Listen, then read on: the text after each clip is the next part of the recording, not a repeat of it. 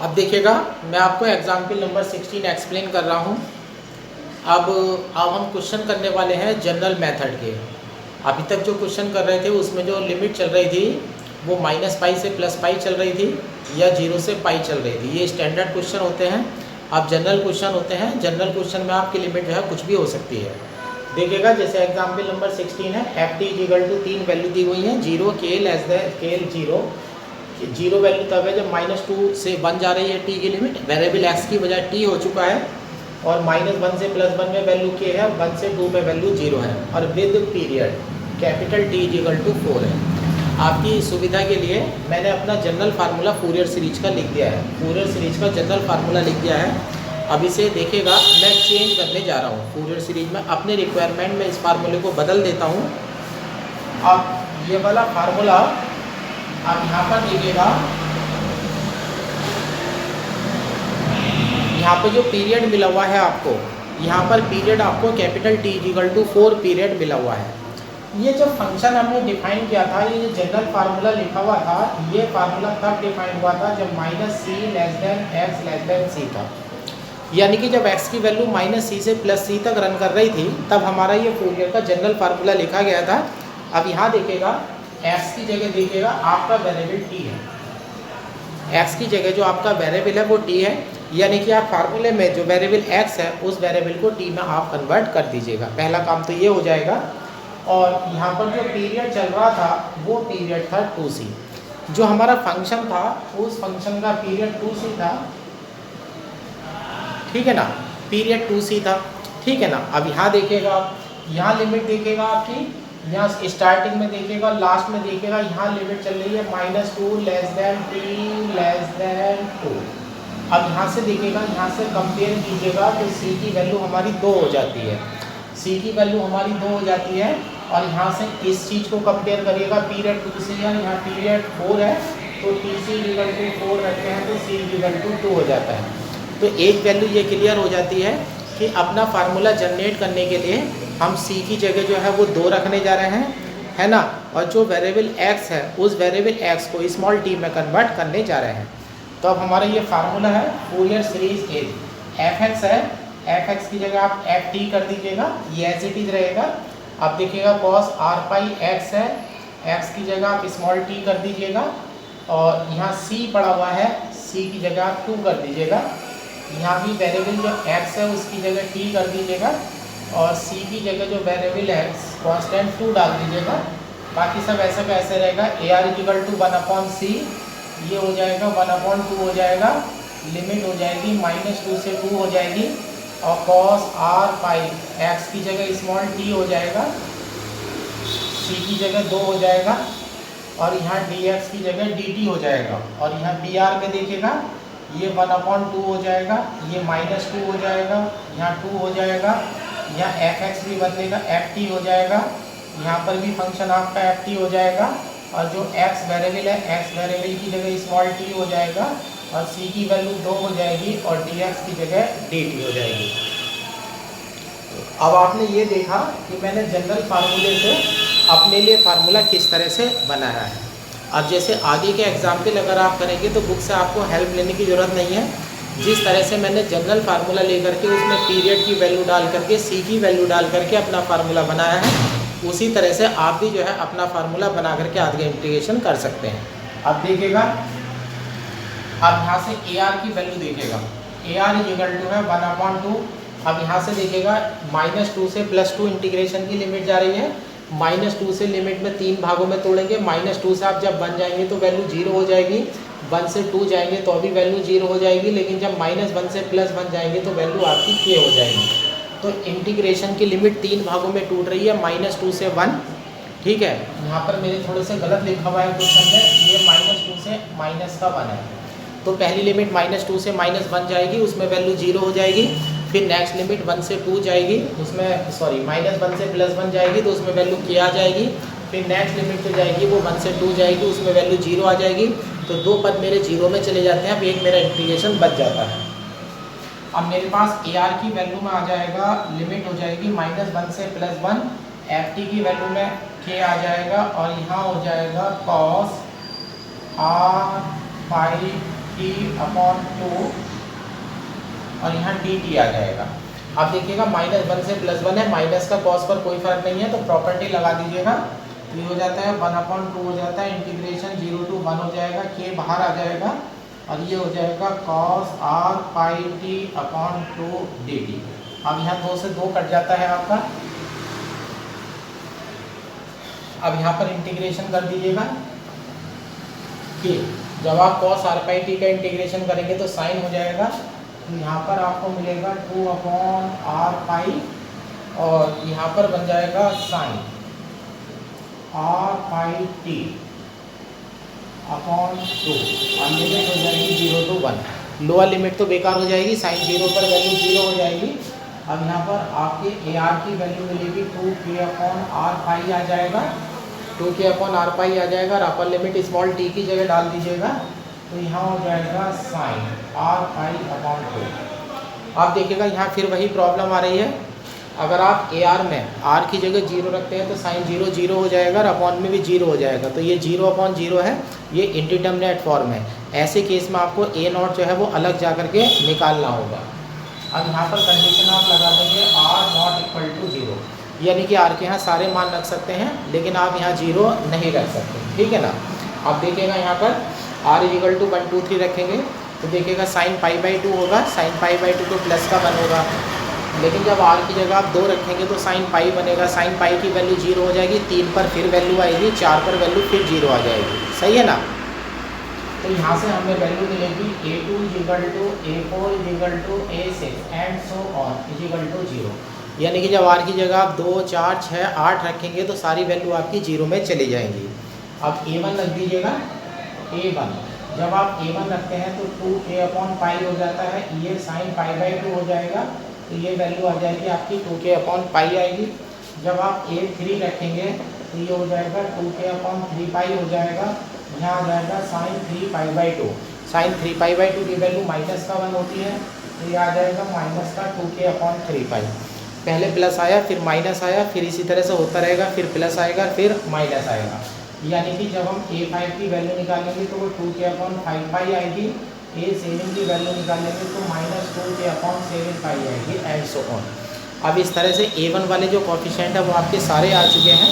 अब a0 वाला निकालने चलते हैं, चूँकि a0, अब यहाँ पर आ जाइएगा। अब यहाँ पर a0 जब आप निकालने जाएंगे तो r की जगह आप 0 डाल देंगे, तो ये आ जाता है आपका 1/2 हो जाता है, -2 से 2 हो जाएगा और ft dt हो जाएगा। फिर आप लिमिट तोड़ दीजिएगा 1/2, बाकी दो लिमिट तो 0 में चली जाएंगी, लेकिन -1 से +1 वाली जो लिमिट है वो आपकी वैल्यू रह जाएगी और यहाँ पर ft की वैल्यू k है। अब k तो बाहर आ जाएगा आपका, k बाहर आ जाएगा, इंटीग्रेशन t हो जाएगा, upper limit minus lower limit करेंगे तो 2 आ जाएगा, 2 से 2 कैंसिल आ जाएगा, तो a0 की वैल्यू जो है आपकी k आ जाती है। अब हम br लेने चलते हैं। br = फार्मूला है हमारा 1/2 है, -2 से 2 है, ft है और यहाँ है साइन r पाई t अपॉन 2 डी। फिर वही करिएगा, लिमिट तोड़िएगा तो 1/2 हो जाता है, -1 से +1 हो जाता है, ये आ जाता है k साइन r पाई t अपॉन 2 डी। लेकिन देखिएगा k तो कांस्टेंट वैल्यू है, साइन के आगे अगर माइनस का t रखा जाए तो साइन अपना माइनस बाहर दे देता है, तो ये ओड फंक्शन है। और हमारे इंटीग्रेशन की प्रॉपर्टी होती है इंटर की 12th की कि -1 से +1 में इंटीग्रेशन 0 हो जाएगा, तो यानी कि जितनी भी वैल्यू है वो सारी की सारी 0 हो जाती हैं। तो हुआ क्या, जो साइन के कॉफिशिएंट थे वो सारे 0 चले गए, कॉस के जो इवन वाले कॉफिशिएंट हैं वो सारे में 0 में चले जाते हैं, लेकिन ओड वाले जो है वो बचे रह जाते हैं। अब इक्वेशन नंबर 1 में आ जाइएगा। By equation 1 ft equation number 1 में चलिएगा, ft a0 के अपॉन में 2 है, a0 की वैल्यू उठा लीजिएगा, ये k/2 हो जाता है प्लस। अब यहाँ देखिए कॉस वाली वैल्यू में a1 की वैल्यू है 2k अपॉन पाई, फिर 2k माइनस 2k अपॉन 3 पाई, तो 2k अपॉन पाई तो सब जगह आ रहा है, प्लस 2k अपॉन पाई आ जाता है। और अब r की जगह यहाँ पर 1 रख दीजिएगा, r की जगह जो है आप 1 रख देते हैं, r की जगह 1 रखेंगे तो यहाँ पर हो जाएगा कॉस, साइन वाली का है ही यहाँ, ये हो जाता है कॉस r पाई अपॉन 2 हो जाता है। नेक्स्ट वैल्यू में माइनस का 1/3 बनेगा, माइनस का 1/3 कॉस 3 r पाई अपॉन 2, फिर आएगा प्लस का 1/5 cos 5 r पाई अपॉन 2, फिर आएगा माइनस का 1/7 cos 7 r pi upon 2 and so on. और इस तरह से जो है आपकी फूरियर सीरीज का रिजल्ट जो है वो तैयार हो जाता है। यहाँ r पाई r की वैल्यू रखने से रह गई है ये cos पाई t अपॉन 2, यहाँ 3 पाई t अपॉन 2, यहाँ 5 पाई t अपॉन 2 और यहाँ 7 पाई t अपॉन 2। ये थोड़ा सा मिसप्रिंट हो गया था, r ऐसे ही रखा रह गया था, जबकि r की वैल्यू 1357 रखी गई थी डॉट डॉट, और इस तरह से आपका जो है फाइनल आंसर जो है वो तैयार हो जाता है। अब देखिएगा एग्जाम्पल नंबर 16 है। एग्जाम्पल नंबर 16 में जो फंक्शन है वो भी t का फंक्शन है, और देखिएगा -5 से 0 में लिमिट की वैल्यू 0 हो रही है, 0 से 5 में वैल्यू 3 हो रही है, और कैपिटल T की वैल्यू 10 है। जैसे एग्जाम्पल नंबर 16 में मैंने स्मॉल c की जगह 2 रखा था, अब वहाँ पीरियड 2c चल रहा था, तो यहाँ 2c की वैल्यू 10 हो जाएगी, तो c = 5 हो जाएगा। यानी कि एग्जाम्पल नंबर 17 करने के लिए आप बुक की हेल्प मत लीजिएगा, एग्जाम्पल नंबर जो 16 मैंने करा है उसकी आप रिपीटेशन कर दीजिएगा, लेकिन c की जगह वहाँ पर 5 डाल दीजिएगा और आपका आंसर जो है वो तैयार हो जाएगा। अब ये देखिएगा एग्जाम्पल नंबर 19 है।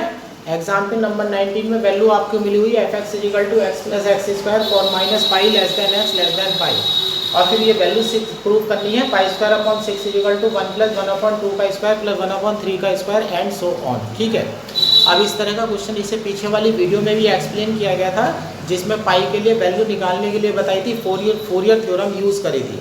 अब इसी क्वेश्चन को मैं एक बार और बता देता हूँ, इस तरह के क्वेश्चन अच्छे होते हैं।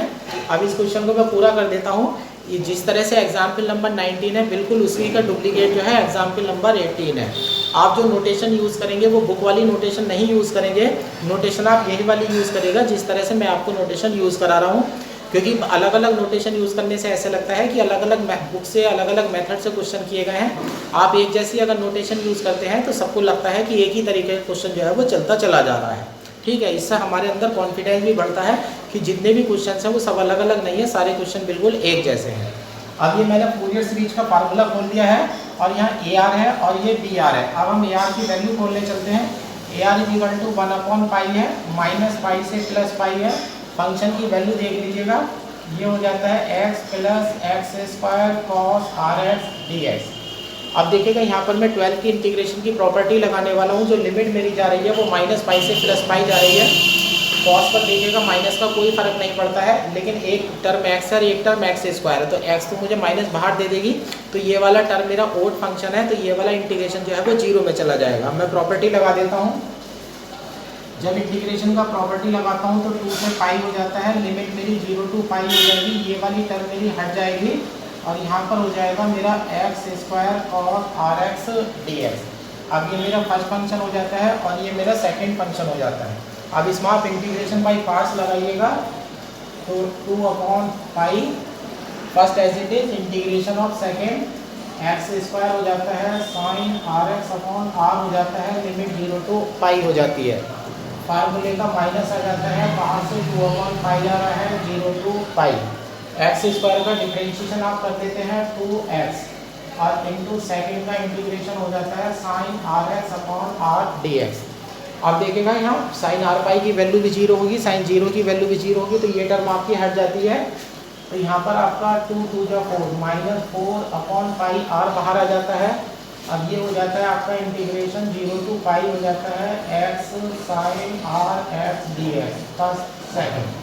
एक बार आप इंटीग्रेशन की प्रॉपर्टी और लगा दीजिएगा, सॉरी इंटीग्रेशन बाई पार्ट्स लगा दीजिएगा, -4/πr हो जाता है, फर्स्ट एज इट इज रहेगा।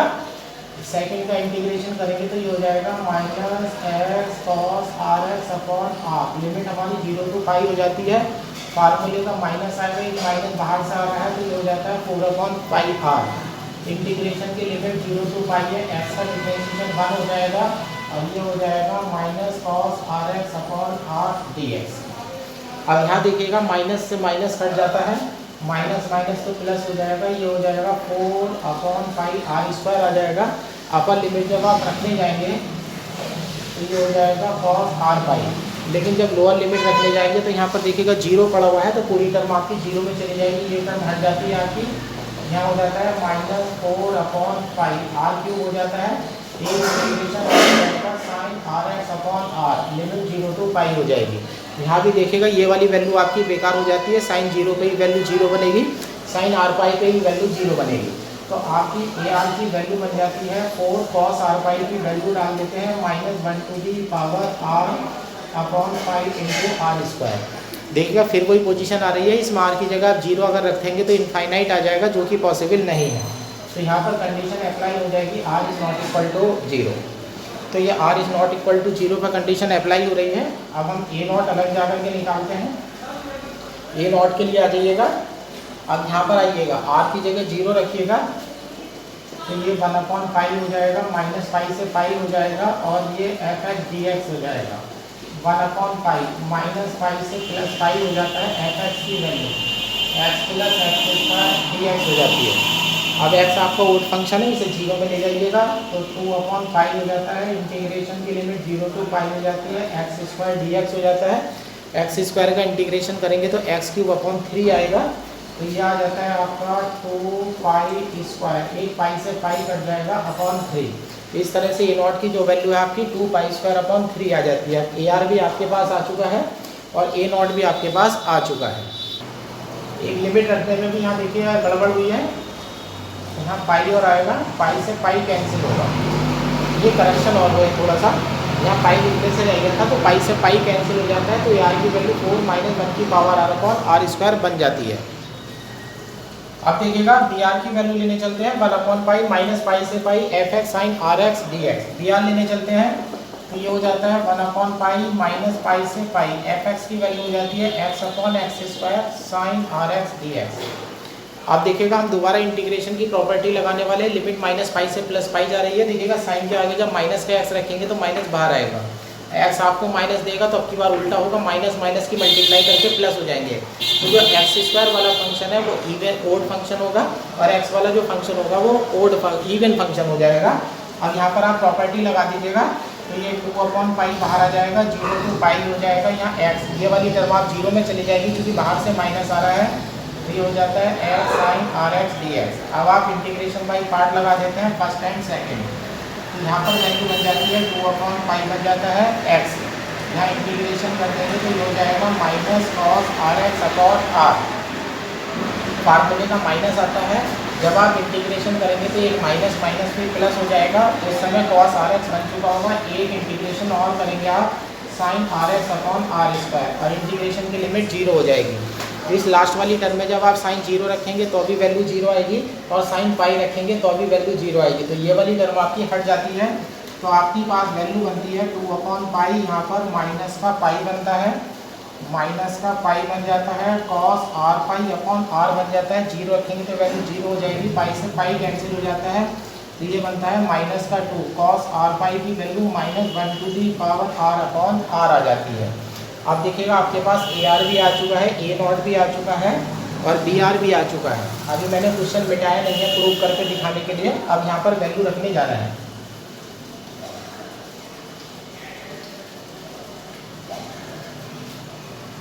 बाई इक्वेशन 1, इक्वेशन नंबर 1 में वैल्यू रखने जा रहे हैं। इक्वेशन नंबर 1 में एफ एक्स है, एफ एक्स की वैल्यू ए नॉट अपॉन 2 है। ए नॉट की यहाँ पर ए नॉट की वैल्यू आप रख दीजिएगा, यहाँ पर ए नॉट की वैल्यू आपकी थी 2π² अपॉन 3 थी, अब 2 से डिवाइड करेंगे तो ये वैल्यू हो जाती है π² upon 3 plus summation r equal to 1 to infinite है। अब यहाँ पर वैल्यू की ज़रूरत है मुझे ए आर की, अब पीछे से अपने ए आर की वैल्यू देख लीजिएगा, ए आर की वैल्यू हम रखने जा रहे हैं। ए आर की वैल्यू में हमारा 4 है, -1 to the power r है अपॉन आर स्क्वायर, और cos आर एक्स है, प्लस आप देखिएगा यहाँ ये बी आर की वैल्यू पड़ी हुई है, यहाँ माइनस का 2/r हो जाएगा, और -1 to the power r हो जाएगा, और साइन आर एक्स हो जाएगा। सही है। अब इसका समेशन खोलने वाले हैं, ये फूरियर सीरीज का आंसर जो है आ चुका है, आप इसे चाहे तो यहीं पर छोड़ सकते हैं, ये आपकी फूरियर सीरीज का आंसर आ गया है। आप देखिएगा इस वैल्यू को प्रूव करने चल रहे हैं, π² अपॉन 6 वाली जो वैल्यू है 1 + 1/2² + 1/3²। आप देखिएगा यहाँ पर स्क्वायर है ना, आर स्क्वायर है। अब यहाँ पर आर स्क्वायर की वैल्यू है। अब जब यहाँ पर आर समीशन खोला जाएगा तो आर की जगह 1 2 3 4 आएंगे, ठीक है ना। तो 1 का स्क्वायर आएगा, 2 का स्क्वायर आएगा, 3 का स्क्वायर आएगा, 4 का स्क्वायर आएगा। यहाँ देखिएगा 1 का स्क्वायर भी है, 2 का स्क्वायर भी है, 3 का स्क्वायर भी है। आर वाली टर्म में 1 2 3 4 आएगा। ये मेरे सॉल्यूशन का हिस्सा नहीं है, तो मुझे ऐसी वैल्यू रखनी है कि साइन जो है वो 0 में चला जाए, लेकिन कॉस जो है मुझे वैल्यू दे जाए। अब इसमें हम क्या करते हैं, फोटो एफ एक्स इक्वल टू हम पाई रख देते हैं। तो यहाँ पर वैल्यू बन जाएगी F pi equal to pi square by 3 बन जाएगा, plus summation are equal to 1 to infinite बन जाएगा, 4 आ जाएगा, माइनस 1 टू की power R upon are square आ जाएगा। यहाँ पर बन जाएगा कॉस आर पाई, ठीक है ना। अब देखिएगा जो इससे लास्ट वाली वीडियो थी, उस लास्ट वाली वीडियो में जो सिखाया गया था वो वैल्यू निकालनी सिखाया गया था। अब यहाँ देखिएगा आप फिर दोबारा से एक बार सुन लीजिएगा फूरियर थ्योरम किस तरह से अप्लाई करनी है। अब देखिएगा आपको पुट, यहाँ पर गलत लिखा गया है, पुट एक्स इक्वल टू पाई। अब यहाँ पर देखिएगा आप एक्स इक्वल टू पाई रखे हैं। अब देखिएगा अपने फंक्शन की वैल्यू, आपके फंक्शन की value x plus x square है, लेकिन जो फंक्शन डिफाइंड है वो माइनस पाई से आगे और प्लस पाई से पीछे डिफाइंड है। यानी कि फंक्शन में आप माइनस पाई नहीं रख सकते, प्लस पाई नहीं रख सकते, लेकिन माइनस पाई से प्लस पाई के बीच की सारी वैल्यू आप रख सकते हैं, ठीक है ना। यानी कि फंक्शन आपका इक्वल पाई पर और माइनस पाई पर डिफाइंड नहीं है। ऐसे केस में हम फूरियर थ्योरम का यूज़ करते हैं। माइनस पाई से हमें आगे जाने का अधिकार है और प्लस पाई से हमें पीछे आने का अधिकार है। तो माइनस पाई से आगे जा कर के हम एक वैल्यू लेंगे जिसे हम राइट हैंड लिमिट बोलते हैं, और पाई से पीछे जा कर के हम पाई से पीछे जा कर के हम एक वैल्यू लेंगे जिसे हम लेफ्ट हैंड लिमिट के रूप में जानते हैं बीएससी पार्ट के अकॉर्डिंग। फिर दोनों को जोड़ करके आधा कर देंगे तो हमारे पास इसकी एफ पाई की वैल्यू आ जाएगी। एक बार और देख लीजिएगा एफ पाई की वैल्यू किस तरह से लिखनी है। एफ पाई की वैल्यू के लिए लिखेंगे 1/2 लिखेंगे, function of minus pi plus 0 डलेंगे। अब ये बात ध्यान रखिएगा, जैसे मैंने minus function of pi plus 0 लिखा है, तो ये बीएससी पार्ट 1 का limit h tends to 0 function of minus pi plus h है। आपने पता ही है आपको कि बीएससी पार्ट में जब लिमिट पढ़ाई जाती है तो उसमें प्लस h करने पर राइट हैंड लिमिट बनती है, माइनस h करने पर लेफ्ट हैंड लिमिट बनती है। तो उसी तरह से इसे न लिख करके हम इतनी वैल्यू को लिख लेते हैं। अब दूसरे में देखिएगा माइनस पाई में प्लस करा गया है, तो माइनस पाई से हम आगे जा चुके हैं प्लस। अब देखिएगा पाई से छोटी वैल्यू हम रख सकते हैं, तो यहाँ पर हम रख देते हैं फंक्शन ऑफ पाई माइनस 0। ये पाई पर जा करके लेफ्ट हैंड लिमिट ली गई है। अब ये वैल्यू आपकी पाई स्क्वायर बाई 3 आ जाती है प्लस। अब देखिएगा कॉस आर पाई है, कॉस आर पाई की वैल्यू माइनस 1 की पावर आर पुनः बन जाएगी। तो ये हो जाएगा summation are equal to 1 to infinite 4 upon are square और माइनस 1 की पावर 2r। माइनस 1 की पावर आर पहले से ही है, माइनस 1 की पावर आर और आएगा तो माइनस 1 की पावर 2r आ जाएगा। अब ये जो है माइनस 1 की पावर में इवन नंबर है, तो आपका जो सॉल्यूशन है ये पॉजिटिव पावर हो जाएगा, तो माइनस की पावर हट जाएगी। आप देखिएगा 1/4 फंक्शन ऑफ क्या है, minus pi plus 0, minus pi plus 0। अब यहाँ माइनस पाई से आगे की वैल्यू रख सकते हैं, प्लस पाई से पीछे की वैल्यू रख सकते हैं। अब ये वाली वैल्यू उठा करके यहाँ डालिएगा, ये हो जाता है minus pi plus 0 plus minus pi plus 0 का होल स्क्वायर प्लस। अब ये वाली वैल्यू भी है डालिएगा पाई माइनस 0, तो ज़्यादा pi minus 0 plus pi minus 0 का होल स्क्वायर इक्वल टू यहाँ बन जाता है पाई स्क्वायर बाई 3 बन जाएगा प्लस 4 बाहर आ जाएगा, summation are equal to 1 to infinite और आगे बचेगा 1/r स्क्वायर। अब ये मेरी वैल्यू आने वाली है। यहाँ पर देखिएगा 1/2 माइनस पाई और प्लस पाई को जब ऐड करेंगे तो ये कट जाएंगे। यहाँ भी पाई स्क्वायर है, यहाँ भी पाई स्क्वायर है, तो यहाँ 2 पाई स्क्वायर हो जाएगा और बाहर 2 पड़ा हुआ है तो 2 भी कट जाएगा। तो यहाँ पर वैल्यू इस तरह से आपकी पाई स्क्वायर आ जाएगी। यहाँ पर वैल्यू आपकी पाई स्क्वायर आ जाएगी, तो ये हो जाएगा पाई स्क्वायर बाई 3 प्लस 4। इस समीशन को खोल देते हैं 1 plus 1/2 square plus 1/3 square and so on.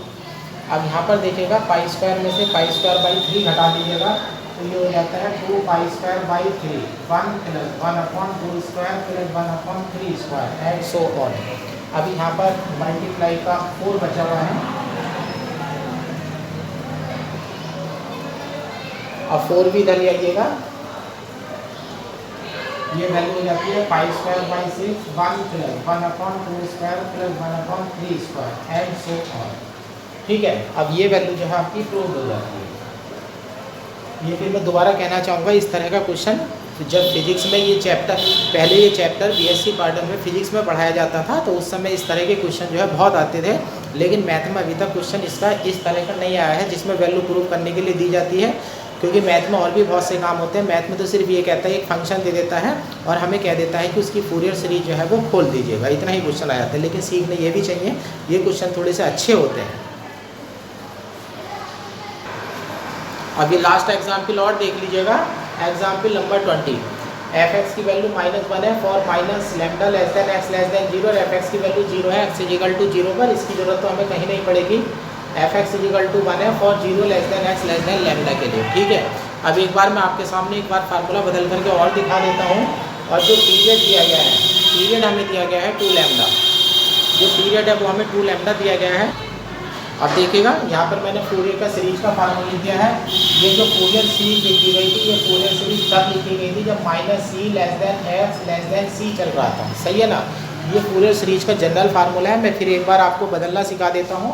-c से +c लिमिट जा रही थी, अब यहाँ देखिएगा माइनस लैम्डा से 0 जा रही है और यहाँ 0 से लैम्डा जा रही है, यानी कि आपकी c की वैल्यू आप लैम्डा रखने वाले हैं।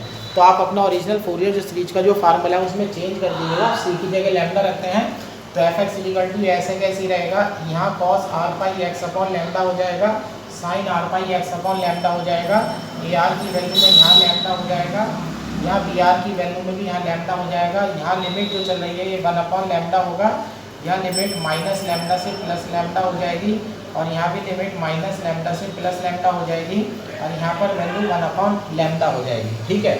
अब यहाँ पर देखिएगा, अब जब ये ए आर और बी आर की वैल्यू निकालने जाएंगे तो माइनस लैम्डा से प्लस लैम्डा लिमिट चल रही है, आप 2 पार्ट में तोड़ देंगे, माइनस लैम्डा से 0 और 0 से लैम्डा। जब माइनस लैम्डा से 0 वाली लिमिट में तोड़ेंगे तो एफ एक्स की वैल्यू आप माइनस का 1 डाल देंगे और जब आप 0 से लैम्डा वाली लिमिट में तोड़ेंगे तो आप एफ एक्स की वैल्यू प्लस का 1 डाल देंगे। अब इंटीग्रेशन बाई पार्ट्स लगा देंगे और आपका आंसर आ जाएगा और उठा करके आप वैल्यू यहाँ पर डाल देंगे। ये सारे एग्जाम्पल हो चुके हैं, ठीक है ना। इसके बाद जो एक्सरसाइज है उसे करने की कोई आवश्यकता नहीं है। इससे ज़्यादा ये क्वेश्चन की संभावना रहती है, लेकिन वो भी कोई 100% श्योरिटी नहीं होती, ठीक है। इस तरह से चैप्टर जो है वो ख़त्म हो जाता है।